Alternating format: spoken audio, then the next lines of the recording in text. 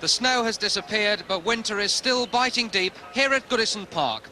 The temperature here in Liverpool is just above freezing, and the pitch yet again is fairly hard.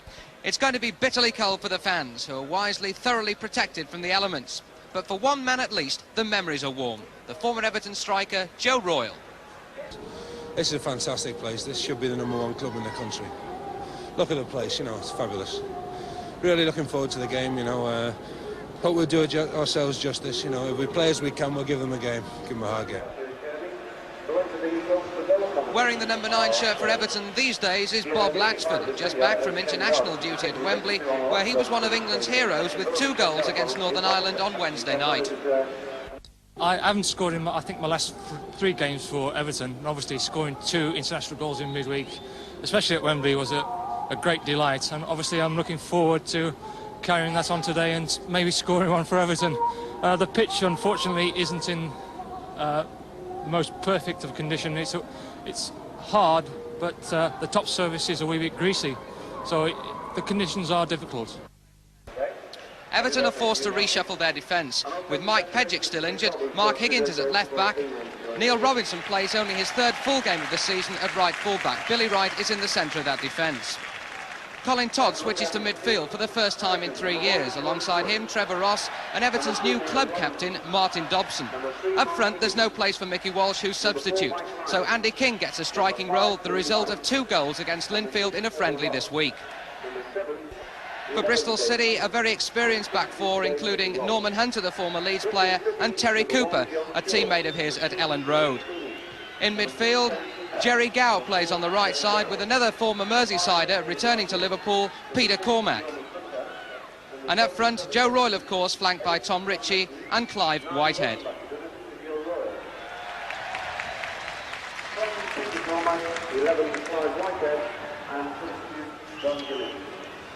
So it's Everton in the dark shirts, kicking from left to right, who get us underway. They haven't won in their last 4 matches. A chance, though, this afternoon to go top of the First Division. They've had 3 previous chances to take over the leadership, but they failed on each occasion. I think that is probably reflected in what looks at this early stage a rather dismal gate. Peter Cormack it is to take this corner for Bristol City. Royle gets the touch, and Wood forced to just touch it over the top. Well, Joe Royle is obviously going to be a threat to Everton in this match. That's the 2nd header he's got in. And George Wood forced to concede the corner again. Some pressure by Bristol City.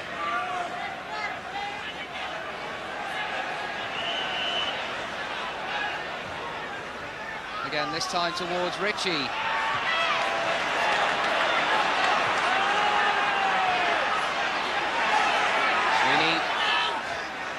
Cormack, Cooper, played beautifully for Jerry Gow, who's onside. Whitehead is free, the ball's come to him, and that is the opening goal, is it? Yes! Well deserved by Bristol City, and that's Clive Whitehead's first goal of the season. Beautifully worked. The clearance was mistimed, Lyons missing it altogether, and really Whitehead had quite a simple task to beat George Wood. The concerned-looking Everton bench, Jimmy McGregor, the physio on the left, substitute Mickey Walsh, manager Gordon Lee and coach Eric Harrison. Thomas, and in swinger, up goes Latchford, it's come to Andy King, and he's there!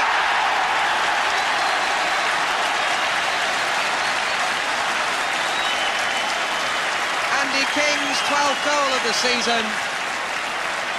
It bobbled through to Andy King, through a forest of bodies, and eventually his head was enough to turn it in off the near post to make it Everton 1, Bristol City 1. Everton right back in it. So 32 minutes gone, Everton back on terms, and that's warmed up the crowd a wee bit.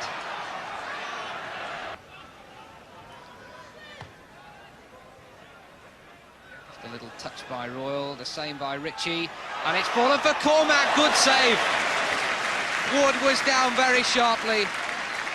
Cormack turned quite brilliantly and shot towards the far post, but Wood was down immediately to make a good save. Ritchie. Ross, nice control, good first time ball to King. Probably delayed it too long, although he gets in the shot. Two saves by both goalkeepers. Cooper just leaving it for Hunter.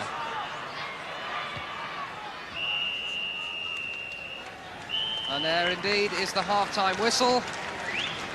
Andy King, the player who equalised for Everton after Clive Whitehead had given Bristol the lead. King, of course, in this match converted to a striking role.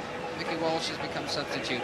Not a very distinguished first half, but Bristol have possibly adapted better to the conditions with Astro boots. A half-time score then, of Bristol City 1, Everton 1. Welcome back then to the second half.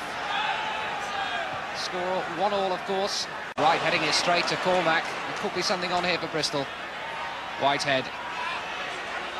Ritchie is unmarked, and Whitehead finds him. Taking on Thomas and Wright. Good cross, Whitehead. Oh, a good save. Well, a fortunate save anyway. Whitehead came in on the cross from Ritchie, headed it powerfully down, and George Wood, thankful to see the ball hit his legs and go over the top. Sweeney. Whitehead to Gow. Whitehead continuing on the run and Ritchie finding him. This is better stuff now from Bristol. Whitehead trying to go past Higgins, which he does, and pulls it right back for Ritchie. Oh, that wasn't very far away from Tom Ritchie. A beautiful move. Whitehead it was who turned the ball back from the byline, and Ritchie whose shot just went over the bar.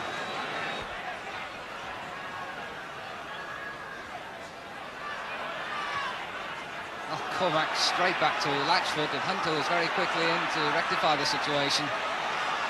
Dobson. Ross, it's not a controlled pass, and even still he manages to get it in, and King, if he turns here, could score, and he has! Andy King puts Everton 2-1 in the lead. Another scrappy goal, but Andy King won't mind that. His 13th goal of the season. A high ball played in by Trevor Ross. Everton couldn't really control it. Bristol City couldn't get it away. But Andy King was the only player yet again who could make something of it. And he beat John Shaw, as it turned out, quite easily.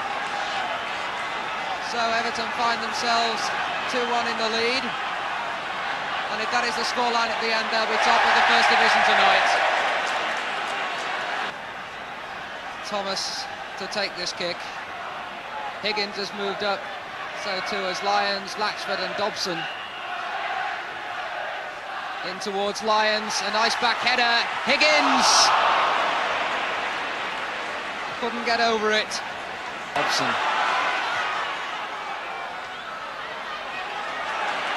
King, very much the hero they are for Everton. To Robinson.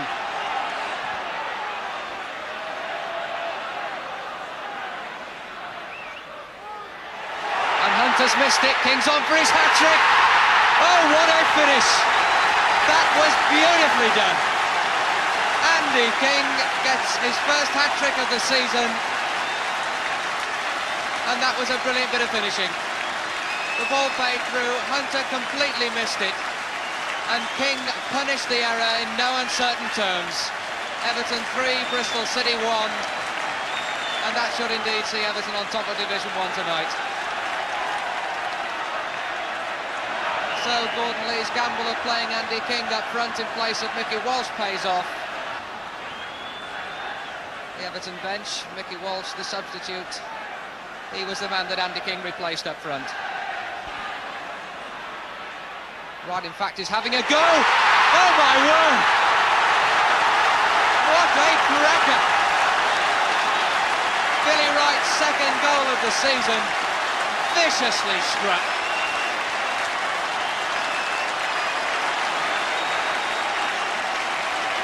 Well, what a tremendous shot by Billy Wright.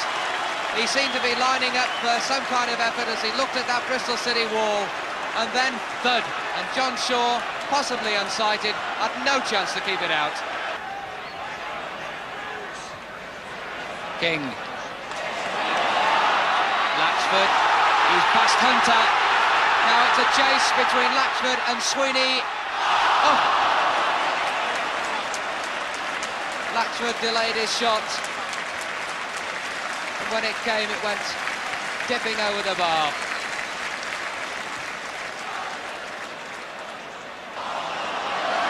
And Whitehead only managing to help it on today, Thomas. He's been a supplier of prolific crosses this afternoon, but that one might turn out something. Todd, Higgins, Thomas trying the chip and hitting the post. King is still in with a chance. Cormac back very quickly, but King in fact caught offside. Much ado about nothing, but it was all created by Dave Thomas and his crossing.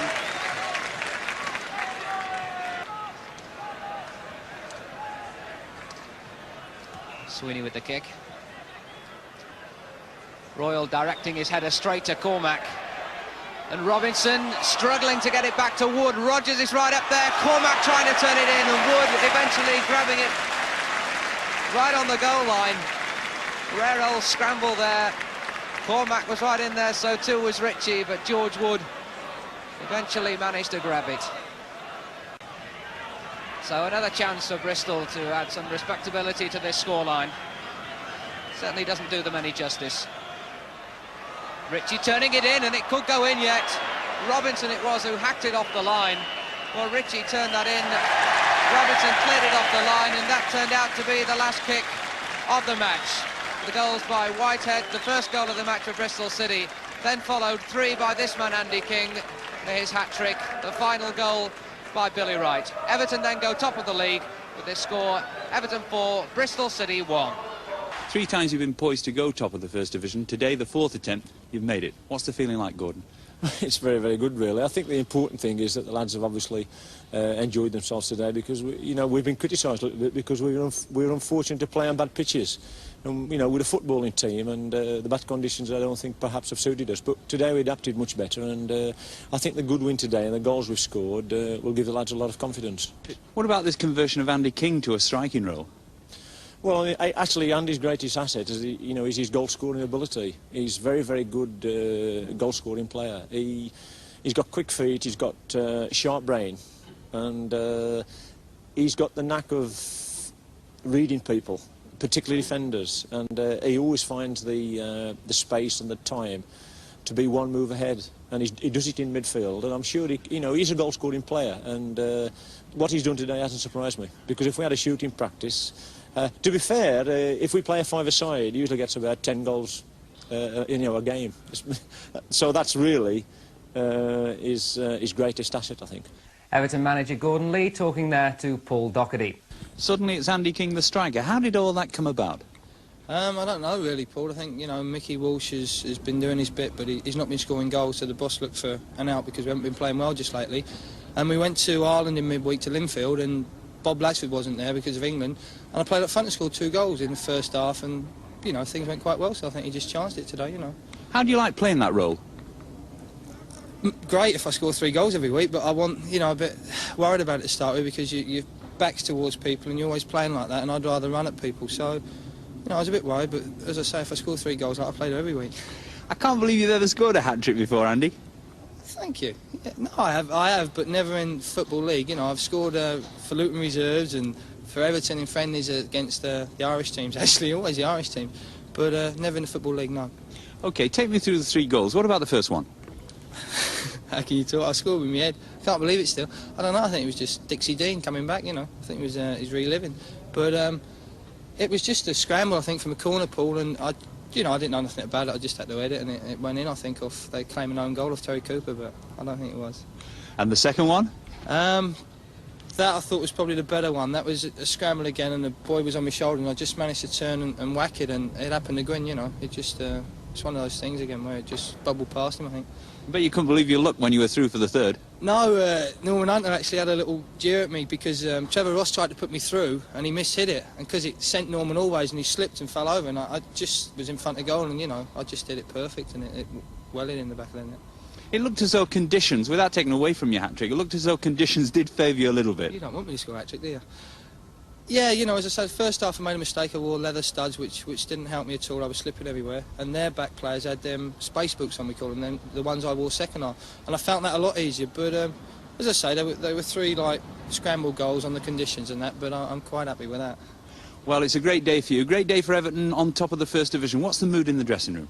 Very happy, Paul. You know, this is the 4th time we've had a chance to go top, and we've lost the previous 3. We've bottled it, sort of thing, and I think 2 of them are at home. So we're very happy, like, because now the other teams have, you know, they've got to win to catch up, sort of thing. So we're there with a chance again. We're a little bit happy about that.